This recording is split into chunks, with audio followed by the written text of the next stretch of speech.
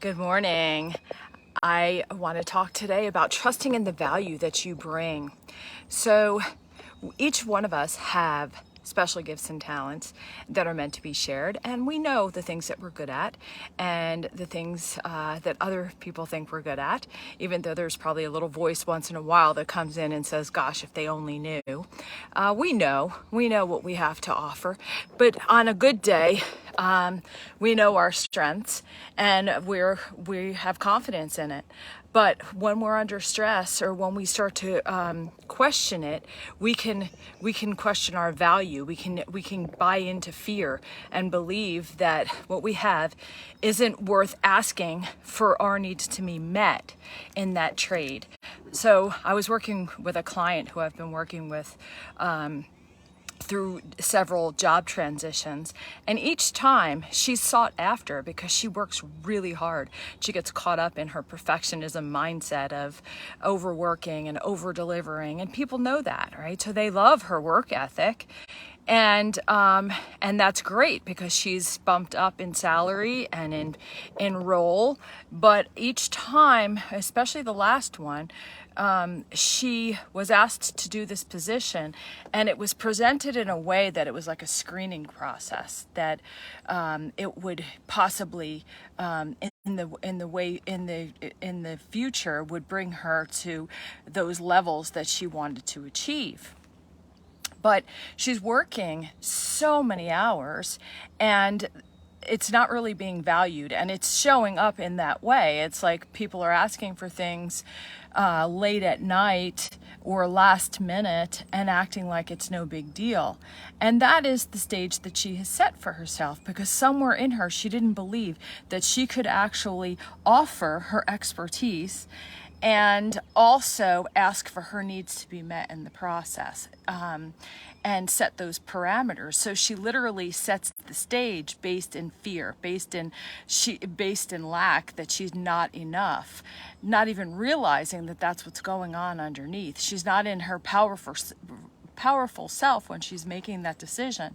It's actually based in, oh well, somebody else will come along, or they won't see the value in me. So it's not looking at all the things she is bringing, it's looking at the belief that she's not enough, that what she's bringing is not enough to get her needs met too. So it's very interesting how we do that. We fall into this perfectionism mindset, and it's based in lack. It's based in fear. It's based in an illusion that we can't have both, that there isn't enough for everyone to go around. It's like a either or kind of thinking. So we keep giving out and we keep investing out, and then we wonder why we feel depleted. And that's really something that I speak a lot about, because then a lot of people, what happens is they feel depleted and they start acting out in self-sabotage, and they start getting defensive, and they start doing things out of character and out of alignment with their integrity and who they are, because they're losing sight of who they are. They're not even coming from a place of believing in their strengths. So they lose sight, and then they start to do things to sabotage, whether it's, again, I talk about eating unhealthy foods. It's not that we always have to eat perfectly. It's that we're coming from a place of need. We're coming from a place of looking for that need to be met, and it never does feel like it's being met. That's how we overindulge. That's how we binge. That's how we fall into that mindset. And then a lot of people will end up getting diagnosed. They'll go and they say, I just can't take this anymore. I'm having these issues. And so they get put on medication, and then that medication causes negative side effects, and then doesn't really solve the problem. It doesn't get underneath why it's all happening. And it could be also medication for mindset, or for focus, or for sleep. All of those things, anxiety, depression, insomnia, all of those things, because they're results of feeling depleted, over giving, under receiving, right? And so we fall into that mindset, and then we start to think that there's something wrong with us, right? So it's taking a moment and doing a pattern interrupt. Of course, I do a lot deeper training on this, and I'm saying it probably very quickly, but so we can't solve a problem in the energy it was created, right? We can't go in and make the problem stop originating by treating the symptoms, which is what medication and those ways of looking at it, that's what we're doing. We're treating the symptoms. We got to get underneath and say, what is driving this bus?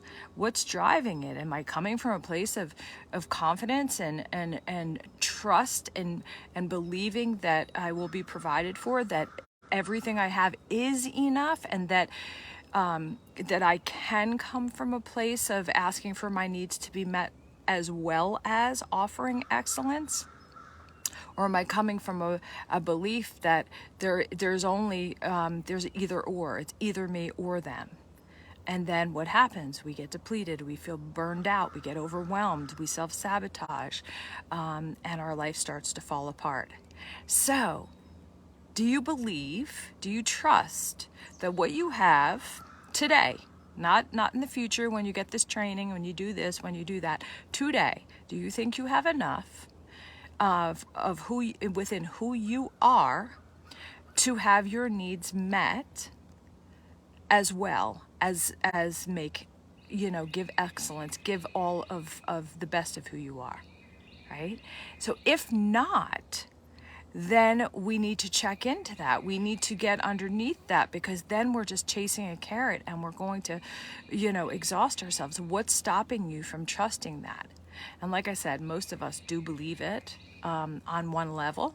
It's that underlying current that comes in when we get afraid, when we start to, it's like a computer virus that runs in the background that we're not even aware of.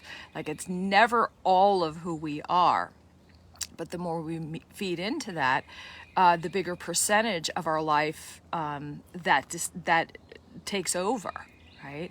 So we know who we are, we know what we bring. Can we step in that? Can we embody that? And can we fuel that so that becomes the thing that drives the bus? Or do we fuel the negative beliefs that go on in our head, the things that want to take us out of the game, and want to, the fear that comes in when we want to up level and reach our goals? Do we buy into that and let that drive the bus? That's my question for today. I know that's a big one, but I hope you have an amazing day and it's something to think about. I love you lots. Bye-bye.